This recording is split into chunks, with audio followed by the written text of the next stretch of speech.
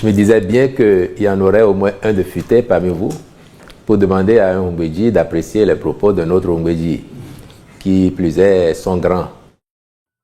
Mais vous êtes choqués par la teneur des propos tenus par le président Hongweji, et je vous l'accorde.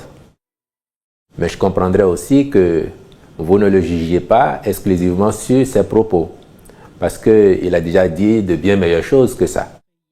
C'est lui qui, parmi les tout premiers, au sein de la classe politique béninoise, avait fait le diagnostic et osé publiquement affirmer la nécessité de faire des réformes d'envergure, notamment au plan de la vie partisane, donc la réforme du système partisan dans notre pays.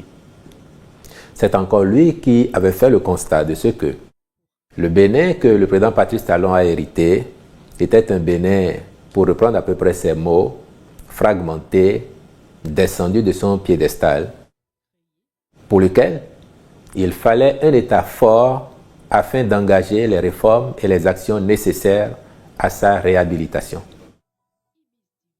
C'est lui par ailleurs qui avait indiqué déjà que la situation dans laquelle se trouvait ce Bénin-là nécessitait des réformes audacieuses, des réformes qu'il fallait avoir le courage d'homme d'État d'engager afin donc de le redresser.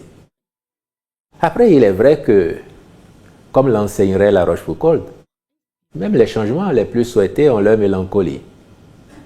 Mais ça n'est pas parce que seraient apparues des mélancolies sur le chemin que les réformes auraient perdu de leur substance, de leur vertu.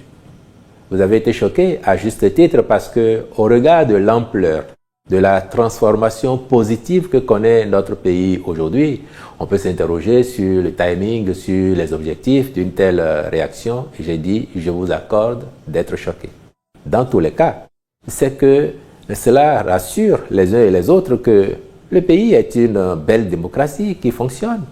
Et que même quand on est de la mouvance, on peut à un moment ou à un autre dire ce que l'on pense. Après, il faut bien que cela soit bien justifié et tienne dans le contexte.